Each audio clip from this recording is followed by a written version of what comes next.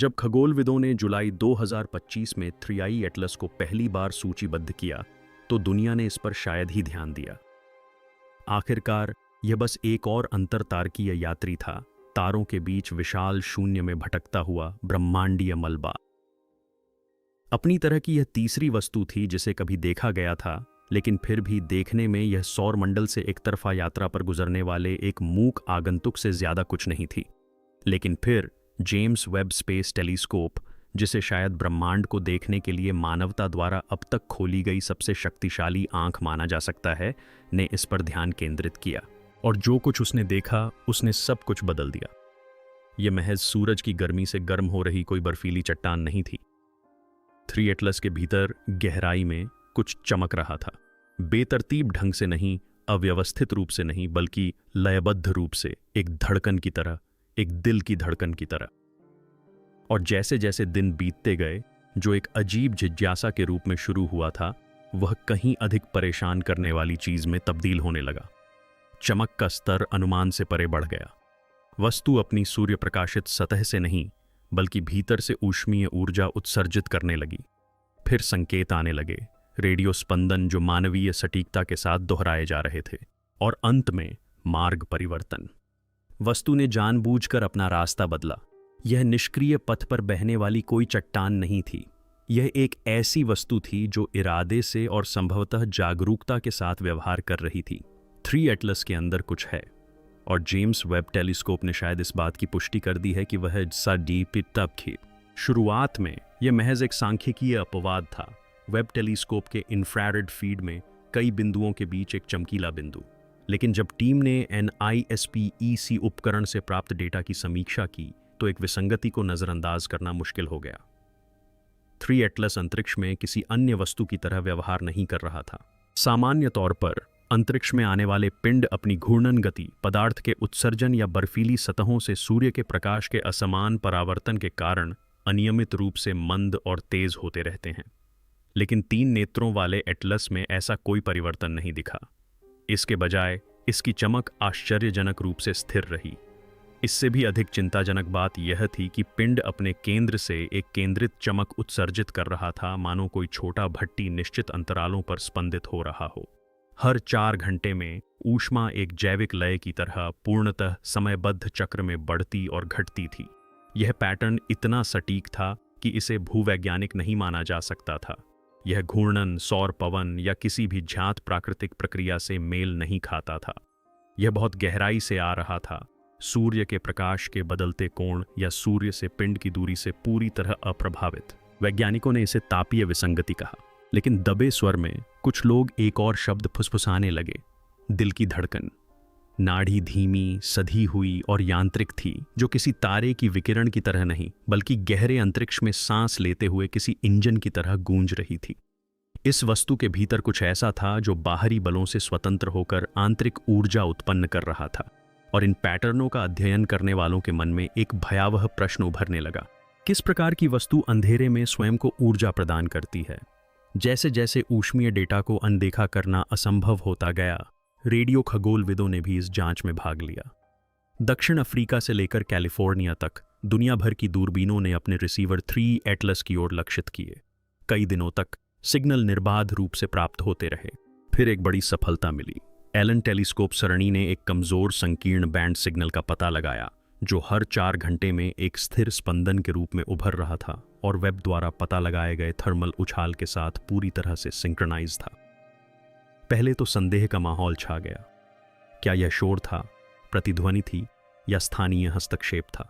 लेकिन जैसे जैसे घंटे रातों में और रातें हफ्तों में बदलती गईं, संकेत में कोई बदलाव नहीं आया। यह स्थिर, सटीक और अविश्वसनीय रूप से निरंतर था। यह स्पंदन केवल मौजूद नहीं था, बल्कि यह अनुकूलनीय था, जो सौर पवन में होने वाले उतार चढ़ाव के अनुरूप सूक्ष्म परिवर्तन दिखाता था। कई केंद्रों ने एक ही पैटर्न की पुष्टि की, जिससे उपकरण त्रुटि या मानव निर्मित कारणों की संभावना को खारिज कर दिया गया। गणितीय रूप से यह बहुत सटीक था। फोरियर के विश्लेषण से एक स्थिर वाहक तरंग का पता चला, जो अंतरिक्ष में स्वाभाविक रूप से पाई जाने वाली किसी भी चीज से अलग थी। ऐसा लग रहा था मानो एटलस के 3 नंबर के अंतरिक्ष यानों पर कुछ सक्रिय ही नहीं था। बल्कि प्रसारण करने की कोशिश भी कर रहा था। टीमों ने इस संकेत को ज्ञात पल्सरों, न्यूट्रॉन तारों और ब्रह्मांडीय पृष्ठभूमि विकिरण से मिलाने का प्रयास किया, लेकिन हर परीक्षण का परिणाम नकारात्मक रहा। अब कोई प्राकृतिक व्याख्या नहीं बची थी। अंतिम परीक्षण में एक साधारण संदेश वापस भेजना शामिल था। अभाज्य संख्याओं की एक श्रृंखला, आवर्त सारणी के तत्व और बुनियादी गणितीय स्थिरांक।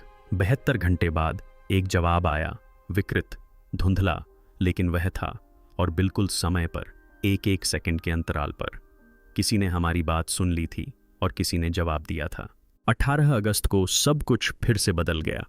वेब की निरंतर फीड ने 3 एटलस धूमकेतु से एक अचानक चमकती रोशनी को कैद किया।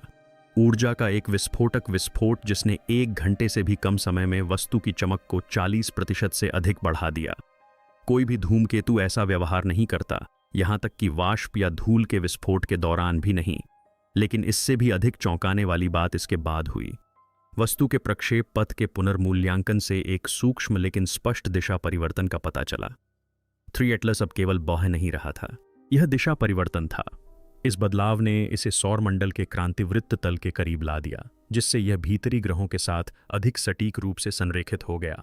मार्को माचेली के नेतृत्व में यूरोपीय अंतरिक्ष विज्ञान परिषद के कक्षीय मॉडलरों ने सिमुलेशन को फिर से चलाया और इस क्रियाविधि को गैस उत्सर्जन या अन्य भौतिक प्रक्रियाओं से जोड़ने का प्रयास किया, लेकिन गणितीय गणनाएं मेल नहीं खा रही थीं। इस तरह के बदलाव के लिए आवश्यक बल किसी भी प्राकृतिक जेटिंग से कहीं अधिक था। और इससे भी महत्वपूर्ण बात यह है कि ज्वाला और दिशा परिवर्तन एक साथ हुए, मानो एक ने दूसरे को प्रेरित किया हो। किसी भी ज्ञात धूमकेतु, क्षुद्र ग्रह या अंतरतारकीय वस्तु ने कभी भी अपनी दिशा नहीं बदली है। इस तरह से नहीं, जानबूझकर नहीं। यदि 3 एटलस पर मौजूद कोई वस्तु हमारे संकेत, हमारे उपकरणों, हमारी उपस्थिति पर प्रतिक्रिया दे रही थी, तो यह केवल एक अवलोकन नहीं था, यह एक मुठभेड़ थी। और जो भी इस वस्तु को संचालित कर रहा था, उसने अभी अभी अपनी पहली चाल चली थी। तेज रोशनी और उसके पथ में बदलाव के बाद सारा ध्यान वस्तु की संरचना पर केंद्रित हो गया। सभी प्रमुख वेधशालाओं में स्पेक्ट्रोस्कोपिक विश्लेषण में तेजी लाई गई। कैरी लिस के नेतृत्व में जॉन्स हॉपकिंस की टीम ने हर संभव तरंगदैर्ध्य का विश्लेषण करना शुरू किया। उन्हें जो मिला उससे रहस्य और भी गहरा गया। हालांकि जल, बर्फ, CO2 और कार्बन जैसे सामान्य धूमकेतु तत्व मौजूद थे, लेकिन उन पर ऐसी अवशोषण रेखाएं अंकित थीं जो प्रकृति में पहले कभी दर्ज नहीं की गई थीं।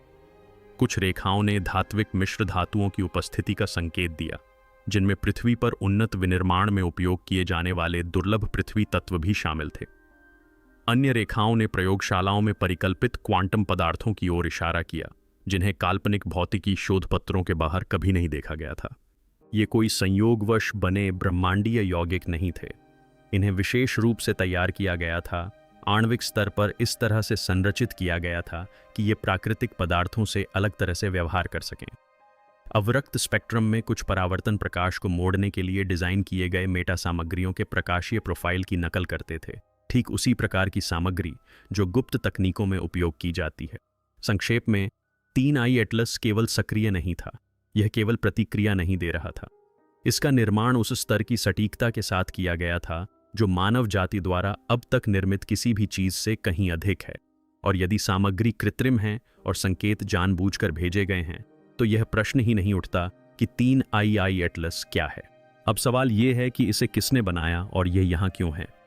स्पेक्ट्रोमेट्रिक विश्लेषण जारी रहने के दौरान कैलटेक की डीप स्पेस लैब के शोधकर्ताओं ने प्रयोग शुरू कर दिए।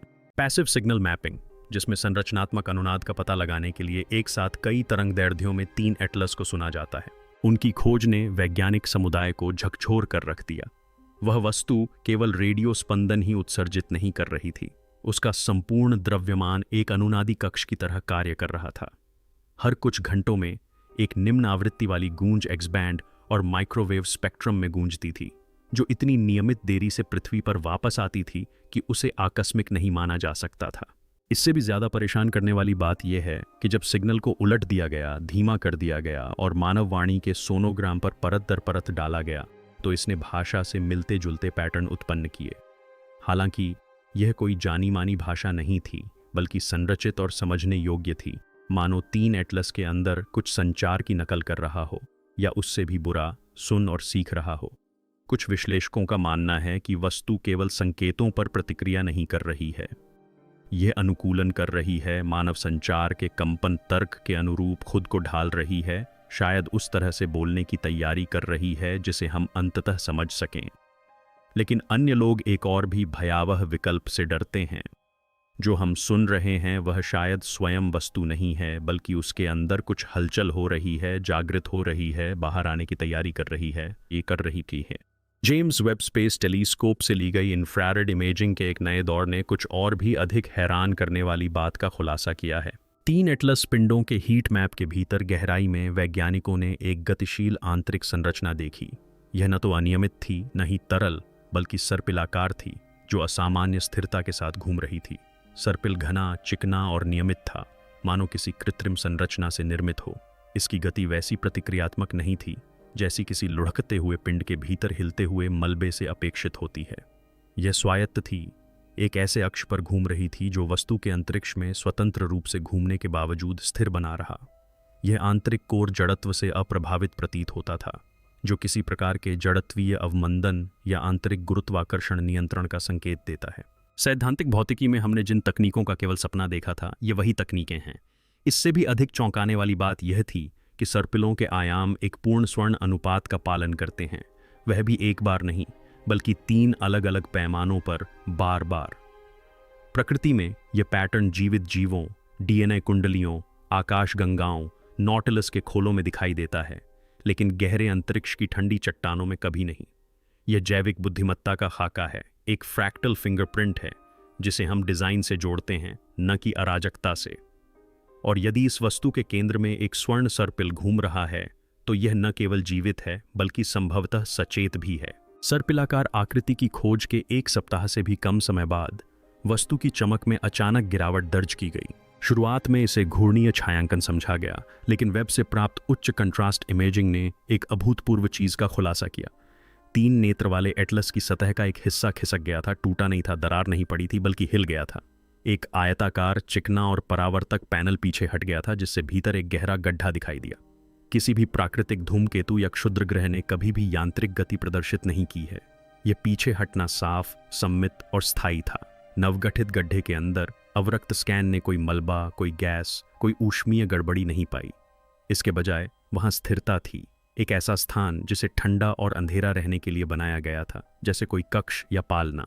वैज्ञानिकों में मतभेद था, क्या यह निकास द्वार था, सेंसर पैनल था या कोई ढक्कन। जो भी था वह पृथ्वी की ओर खुल गया था, और जैसे जैसे वह वस्तु अपने मार्ग पर आगे बढ़ती गई, वह खुला भाग हमारी पृथ्वी पर आंख की तरह टकटकी लगाए रहा। निष्क्रिय नहीं, अवलोकन नहीं, बल्कि लक्ष्य साधता हुआ। और उस गुहा के भीतर एक द्वितीयक स्पंदन उभरने लगा, स्वर में भिन्न, धीमा लेकिन अधिक शक्तिशाली। एक दूसरी धड़कन।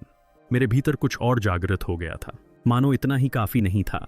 नासा के एएस अनुसंधान केंद्र ने एक अंतिम खोज की जिसने सब कुछ बदल दिया। JWST के रीडिंग और पृथ्वी आधारित स्पेक्ट्रल डेटाबेस के बीच उन्नत डेटा सहसंबंध का उपयोग करते हुए उन्होंने वस्तु के उत्सर्जन स्पेक्ट्रम में सूक्ष्म यौगिकों की पहचान की जो स्थलीय जैव पॉलिमर से मेल खाते थे। ये बिल्कुल DNA तो नहीं थे, लेकिन संरचना और कार्यप्रणाली में इतने समान अणु थे कि वे जैविक ऊतकों के कृत्रिम प्रतिरूपों की तरह व्यवहार करते थे। प्रयोगशाला में विकसित संकर पदार्थ जीवन की नकल करने के लिए डिजाइन किए गए थे। ये पॉलिमर निष्क्रिय नहीं थे। सौर विकिरण के प्रति उनकी प्रतिक्रिया आणविक स्तर पर आकार परिवर्तन के रूप में सामने आई, जो जीवित परिपथों की तरह प्रोग्राम करने की क्षमता का संकेत देती है। हमने पृथ्वी पर जैव प्रौद्योगिकी प्रयोगशालाओं में इस पर प्रयोग करना अब भी शुरू ही किया है, लेकिन 3 एटलस इसी तकनीक से निर्मित है। इस वस्तु के भीतर जीव विज्ञान और अभियांत्रिकी के बीच की सीमाएं पूरी तरह धुंधली हो जाती हैं। ये उस तरह से जीवित नहीं है जिस तरह से हम जीवन को समझते हैं, न ही ये उस तरह से मशीन है जिस तरह से हम प्रौद्योगिकी को परिभाषित करते हैं। ये दोनों है, या शायद दोनों से परे कुछ है। एक पात्र, एक बीज, एक अस्तित्व, एक संदेश जो रूप में गूढ़ है। और यदि वह संदेश अब जागृत हो रहा है, तो प्रश्न यह नहीं है कि अंदर क्या है, बल्कि यह है कि जब वह बाहर निकलता है तो क्या होता है। अब तक यह स्पष्ट हो चुका था कि 3 एटलस कोई आकस्मिक यात्री नहीं था, लेकिन फिर सबसे चौंकाने वाला खुलासा हुआ। ऐतिहासिक गुरुत्वाकर्षण, लेंसिंग डेटा और हालिया गति विश्लेषण का उपयोग करते हुए स्वतंत्र भौतिकविदों के एक समूह ने एक सूक्ष्म लेकिन निर्विवाद पैटर्न देखा। इस वस्तु का वर्तमान पथ अनोखा नहीं था। वास्तव में लगभग ऐसा ही पथ पहले भी दर्ज किया जा चुका था, मानव निर्मित उपकरणों द्वारा नहीं, बल्कि मंगल ग्रह, यूरोपा और यहाँ तक कि पृथ्वी पर मौजूद प्राचीन भूवैज्ञानिक संरचनाओं द्वारा। गीजा के पिरामिड, नाजकाला रेखाएं और मंगल ग्रह की पर्वत श्रृंखलाएं जैसी विशाल संरचनाएं, जिन्हें लंबे समय से संयोगवश या प्राकृतिक माना जाता था, गणितीय संरेखण दर्शाती हैं जो उस सटीक दिशा की ओर इशारा करती हैं जिस पर अब एटलस स्थित है। यह कोई संयोग नहीं था। ऐसा लग रहा था मानो वस्तु पहले भी यहां से गुजरी हो और उसके आगमन को सदियों पहले विलुप्त हो चुकी सभ्यताओं द्वारा पत्थर पर उकेरा गया हो, या शायद उनमें लंबे समय से हेरफेर किया गया हो। वैज्ञानिकों ने गुरुत्वाकर्षण स्मृति की बात करना शुरू किया, इस विचार के साथ कि अंतरिक्ष समय स्वयं गति को याद रखता है। लेकिन अगर यह वस्तु पहले भी यहां मौजूद थी तो यह केवल एक यात्रा नहीं है बल्कि वापसी है। और असली सवाल ये उठता है कि पिछली बार क्या हुआ था। वस्तु की प्रकृति को समझने के लिए वैज्ञानिकों ने हताशा में एक अंतिम प्रयास किया। उन्होंने कनाडा में स्थित विशाल छायांमेरे का उपयोग करके 3 एटलस की ओर एक वाइड बैंड साइलेंस पल्स प्रसारित किया। यह विधि बोलने के लिए नहीं बल्कि निर्वात प्रतिक्रिया को सुनने के लिए बनाई गई थी। यह एक ऐसी विधि है जिसके बारे में सिद्धांत दिया गया है कि यह पुरातात्विक खुदाई में दीवारों के पीछे के कमरों जैसे कृत्रिम रिक्त स्थानों को ब्रह्मांडीय पैमाने पर उजागर करती है। जब सिग्नल वस्तु तक पहुंचा तो परिणाम चौंकाने वाला था। 6.3 सेकंड तक 3 एटलस ने सभी पता लगाने योग्य आवृत्तियों को अवशोषित कर लिया, बिना कोई निशान छोड़े। न परावर्तन, न अपवर्तन, बस शुद्ध सन्नाटा। फिर 7वें सेकंड में इसने एक एकल प्रतिध्वनि पल्स उत्सर्जित की जो 1977 की एक विसंगति से बिल्कुल मेल खाती थी, जिसे वो सिग्नल के नाम से जाना जाता है। एक समय में अलौकिक संपर्क के लिए सबसे प्रबल दावेदार माने जाने वाले इस पिंड के परिणाम विनाशकारी साबित हुए। या तो इस पिंड ने समय के साथ उस संकेत को पकड़ लिया था और जानबूझकर उसे दोबारा प्रसारित किया था, या फिर यह स्वयं उस प्रसारण का मूल स्रोत था। अचानक जिसे हम एक ठंडा यात्री समझ रहे थे वह संपर्क का संभावित मूल बिंदु बन गया, एक भूत जो अपना ही संदेश दोहरा रहा था। लेकिन अगर 3 एटलस संदेशवाहक था तो लक्षित प्राप्तकर्ता कौन था? डेटा से जुड़े लोगों में डर बढ़ने के साथ ही एक अनौपचारिक कार्यदल का गठन हुआ। इसमें खगोल भौतिक विज्ञानी, भाषा विज्ञानी, बाह्य जीव विज्ञानी और दार्शनिक शामिल थे। उनके निष्कर्ष, हालांकि अप्रकाशित रहे, वैज्ञानिक जगत में फैल गए। वस्तु के स्पंदनों में निहित पैटर्न यादृच्छिक नहीं थे। वे एक प्रतीकात्मक संरचना का अनुसरण करते थे जिसे पुनरावर्ती सार्वभौमिक व्याकरण के रूप में जाना जाता है, अर्थ की एक ऐसी प्रणाली जो भाषा, गणित और जीव विज्ञान से परे है। संक्षेप में, यह स्वयं बुद्धि का एक खाका था। इससे भी अधिक चिंताजनक बात यह थी कि इस खाके में उभरते हुए आत्मसंदर्भ के संकेत दिखाई दिए।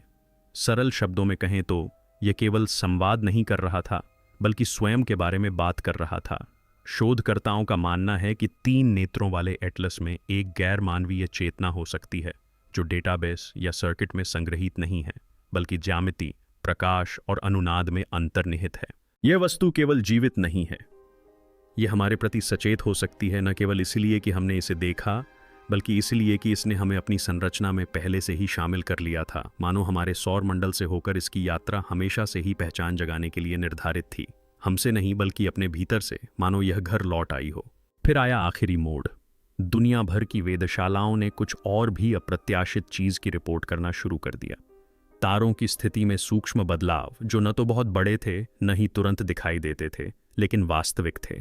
स्थिर तारे जो जीपीएस उपग्रहों से लेकर प्राचीन नाविकों तक हर चीज का मार्गदर्शन करते हैं, कुछ आवर्त सेकंड के अंशों तक खिसक गए थे। यह विस्थापन इतना छोटा था कि दैनिक जीवन पर इसका कोई प्रभाव नहीं पड़ा, लेकिन इतना बड़ा था कि हर खगोल भौतिकी मॉडल में खतरे की घंटी बज गई। जब इनका त्रिभुजीकरण किया गया तो ये विकृतियां इस प्रकार अभिसरित हुईं कि समय चिह्न लगभग 3 एटलस तक विकृत हो गए। टोक्यो विश्वविद्यालय की एक टीम ने पूर्वानुमानित सिमुलेशन चलाए और एक चौंकाने वाले निष्कर्ष पर पहुंची। यह वस्तु केवल प्रकाश या गुरुत्वाकर्षण को विकृत नहीं कर रही थी, बल्कि अपने चारों ओर अंतरिक्ष समय को सूक्ष्म रूप से मोड़ रही थी। यह वर्म होल या ब्लैक होल बनाने के लिए पर्याप्त नहीं था, लेकिन वास्तविकता के ताने बाने में स्थानीय हेरफेर का संकेत देने के लिए पर्याप्त था। ऐसा करने में सक्षम एकमात्र ज्ञात इकाई ब्लैक होल हैं। लेकिन ब्लैक होल किसी चीज को निगल नहीं जाते, बल्कि उसे नियंत्रित करते हैं। वे आकाश को नया आकार देते हैं, किसी आकस्मिक प्रभाव के रूप में नहीं, बल्कि तारों पर लिखे एक संदेश के रूप में। कुछ उभर रहा है, और यह न केवल ब्रह्मांड के बारे में हमारे ज्ञान को बदल रहा है, बल्कि ब्रह्मांड ने हमें हमेशा से जिस तरह देखा है उसे भी बदल रहा है। जैसे जैसे 3 एटलस से डेटा लगातार आता रहा, CERN की एक टीम ने एक क्रांतिकारी दृष्टिकोण अपनाया। उन्होंने कणों की टक्कर में क्वांटम डिकोहेरेंस की भविष्यवाणी करने के लिए आमतौर पर इस्तेमाल किए जाने वाले हार्मोनिक रेजोनेंस मॉडल के माध्यम से वस्तुओं को सिग्नल पल्स भेजे। जो परिणाम सामने आया उसने सभी को चौंका दिया। बहुआयामी चरण स्थान में मैप किए जाने पर वस्तु के उत्सर्जन ने एकदम सटीक हार्मोनिक संरचनाएं बनाईं। ऐसा केवल संगीत वाद्य यंत्रों या परमाणु घड़ियों जैसी सटीक रूप से ट्यून की गई भौतिक प्रणालियों में ही होता है। लेकिन फिर 2 सितंबर को एक सत्र के दौरान सिग्नल अव्यवस्थित शोर में बदल गया, और कुछ ही सेकंड बाद एक बिल्कुल नए हार्मोनिक मोड में फिर से बन गया। यह कोई गड़बड़ी नहीं थी, यह एक मॉड्यूलेशन था, मानो वस्तु ने विश्लेषण को भांप लिया हो और पैटर्न पहचान से बचने के लिए अपनी आंतरिक संरचना में बदलाव करके प्रतिक्रिया दी हो। जागरूकता का यह स्तर केवल प्रतिक्रियात्मक नहीं है, बल्कि अनुकूलनशील है, जैसे कोई जीवित बुद्धि अपने मूल रहस्यों की रक्षा कर रही हो। शोधकर्ताओं ने इस क्षण को पर्दा कहना शुरू कर दिया, क्योंकि यह पहला संकेत था कि 3 एटलस को केवल देखा नहीं जा रहा था, यह तय कर रहा था कि हमें क्या देखने की अनुमति है। जैसे जैसे वस्तु के वेग और पथ का सटीक विश्लेषण किया गया, एक बेहद चिंताजनक बात सामने आई। कक्षीय यांत्रिकी और ज्ञात खगोल भौतिकी संबंधी नियमों के अनुसार 3 एटलस को लगभग 100 प्रकाश वर्ष दूर स्थित अंतरतारकीय अंतरिक्ष के किसी क्षेत्र से उत्पन्न होना चाहिए था। फिर भी इसकी वर्तमान गति और पथ के आधार पर इसे यहाँ पहुँचने में 5 लाख से अधिक वर्ष लग जाते, जब तक कि इसने किसी बिंदु पर गति न बढ़ाई हो। लेकिन सौरमंडल में प्रवेश करने पर गति कम होने का कोई प्रमाण नहीं मिला, न ही कोई पता लगाने योग्य ईंधन स्रोत, न ही प्रणोदन के अनुरूप कोई आयन पूंछ, कुछ भी नहीं। गणितीय रूप से यह असंभव था, जब तक कि समय में ही परिवर्तन न हुआ हो। MIT की एक छोटी टीम ने एक चौंकाने वाला सिद्धांत प्रस्तावित किया। 3 एटलस ने सापेक्षता के नियम को तोड़कर नहीं, बल्कि उसके चारों ओर मुड़कर प्रकाश की गति से भी तेज गति से अंतरिक्ष को पार करने के लिए समय फैलाव का उपयोग किया होगा। इससे यह न केवल किसी अन्य तारामंडल से आया हुआ आगंतुक होगा, बल्कि एक लौकिक यात्री भी होगा। एक ऐसी चीज जो समय और दूरी दोनों को आसानी से पार कर जाती है। और अगर इसने पहले भी ऐसा किया है, तो हो सकता है इसने सभ्यताओं के उत्थान और पतन को देखा हो, जिसमें हमारी सभ्यता भी शामिल है। सबसे अप्रत्याशित खोजों में से एक किसी वैज्ञानिक की नहीं, बल्कि एक कलाकार लूसिया फेन की थी, जो 3D रेंडरिंग एल्गोरिदम का उपयोग करके खगोलीय डेटा को दृश्य रूप देने वाली एक डेटा स्कल्प्टर हैं। जब उन्होंने पिछले हार्मोनिक डेटा से वस्तु के आंतरिक अनुनाद की संरचनात्मक ज्यामिति का खाका तैयार किया, तो उन्होंने कुछ ऐसा देखा जिसने उन्हें स्तब्ध कर दिया। एक आवर्ती ज्यामितीय पैटर्न जो चेहरे जैसा दिखता था, मानव जैसा नहीं, बल्कि सम्मित, लंबा और बेहद विचित्र। पहले तो उनके द्वारा बनाए गए चित्र को पैरेडोलिया, ऐसी आकृतियां देखने की प्रवृत्ति जहां कोई आकृति नहीं होती, कहकर खारिज कर दिया गया। लेकिन आगे के विश्लेषण से पुष्टि हुई कि अनुनाद डेटा ने जानबूझकर कई पैमानों पर दोहराए गए पैटर्न को एनकोड किया था। वस्तु एक आकृति, पहचान का एक प्रतीकात्मक रूप, एक चेहरा, एक मन, एक उपस्थिति प्रसारित कर रही थी। ये कोई रचनाकार था, कोई मार्गदर्शक था, या भीतर की बुद्धि का प्रतिनिधित्व था, ये कोई नहीं कह सकता था। लेकिन अब संदेश गणितीय या यांत्रिक नहीं रहा, यह दृश्य और भावनात्मक था। यह पहचाने जाने की कोशिश कर रहा था और चेहरा पलटकर देख रहा था। उस वस्तु को समझने के अंतिम प्रयास में जेम्स वेब की टीम ने अपने सभी उपलब्ध उपकरणों को सर्पिल कोर के पास एक क्षेत्र पर केंद्रित किया। उन्हें न तो कोई ऊष्मा स्रोत मिला और न ही कोई संकेत उत्सर्जक, बल्कि एक ऐसा क्षेत्र मिला जो परावर्तन के सभी ज्ञात नियमों का उल्लंघन करता था। प्रकाश प्रवेश तो करता था, लेकिन वापस नहीं लौटता था, न अवशोषण न ही अवरोधन। ऐसा लग रहा था मानो वह क्षेत्र प्रकाश के जाल के रूप में कार्य कर रहा हो, या उससे भी बदतर एक डेटा भंडार के रूप में। जब उन्होंने आसपास के गुरुत्वाकर्षण क्षेत्र का मानचित्रण किया, तो उन्हें कुछ और भी चौंकाने वाला पता चला। वस्तु का द्रव्यमान घनत्व उसके भौतिक आयतन से कहीं अधिक विशाल आंतरिक भाग का संकेत देता था, मानो टार्डिस में आंतरिक स्थान बाहरी सीमाओं से अधिक हो। यदि यह सच था, तो 3 एटलस में पदार्थ का नहीं, बल्कि स्मृति का एक संग्रह, एक अभिलेख, एक संग्रहालय, या शायद प्रकाश और समय में अंकित सभ्यताओं का एक बीज भंडार हो सकता था जो जागृत होने की प्रतीक्षा कर रहा हो। लेकिन वह संग्रह सीलबंद था, एक ऐसी ज्यामिति से बंद था जिसे कोई मानवीय कोड नहीं सुलझा सका था, और शायद इसे कभी खोला ही नहीं जाना था जब तक कि हम ही चाबी ना हो।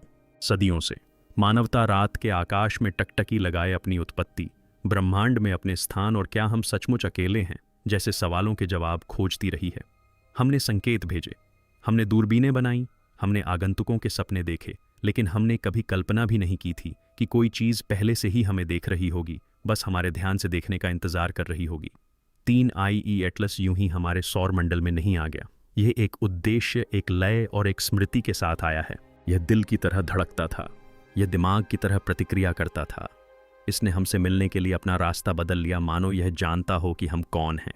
और अब जब यह चुपचाप मंगल ग्रह के पास से गुजर रहा है, भीतर से अभी भी चमक रहा है, अभी भी ऐसे संकेत उत्सर्जित कर रहा है जिन्हें हम मुश्किल से समझ पाते हैं, तो सवाल यह नहीं है कि यह क्या है, सवाल यह है कि यह क्या चाहता है, और क्या हमें कभी इसे खोजना ही था। क्या यह कोई खोजी यंत्र है, कोई संदेशवाहक है, कोई अवशेष है, या यह कुछ और ही है? कुछ जीवित उस तरह से नहीं जिस तरह से हम जीवन को परिभाषित करते हैं, बल्कि उस तरह से जो हमें फिर से परिभाषित करता है। क्योंकि शायद 3I एटलस का पृथ्वी तक पहुंचना तय नहीं था, शायद पृथ्वी का हमेशा से ही उसके पास पहुंचना तय था। और अब जब हमने उसे देख लिया है, पहचान लिया है और अपनी मशीनों से उसे छू लिया है, तो एक भयानक सच्चाई अंतरिक्ष से आने वाले किसी भी संकेत से कहीं ज्यादा जोर से गूंज रही है। हमें पहले ही देख लिया गया है, और एक बार जब आपको देख लिया जाता है तो आप फिर से अकेले नहीं रह सकते। अगर यह सुनकर आपके रोंगटे खड़े हो गए तो आप अकेले नहीं हैं। क्या होगा अगर मानव इतिहास की सबसे बड़ी खोज हमारे भेजे गए किसी संकेत से नहीं, बल्कि एक ऐसी मूक वस्तु से हुई हो जो पहले से ही हमारी ओर आ रही हो? जैसे जैसे यह कहानी आगे बढ़ती है, और भी चौंकाने वाले खुलासे के लिए सब्सक्राइब करें। हमें कमेंट्स में बताएं, क्या आपको लगता है कि 3I एटलस जीवित है, या यह कुछ और भी बुरा है, कुछ ऐसा जिसे बनाया गया और फिर छोड़ दिया गया?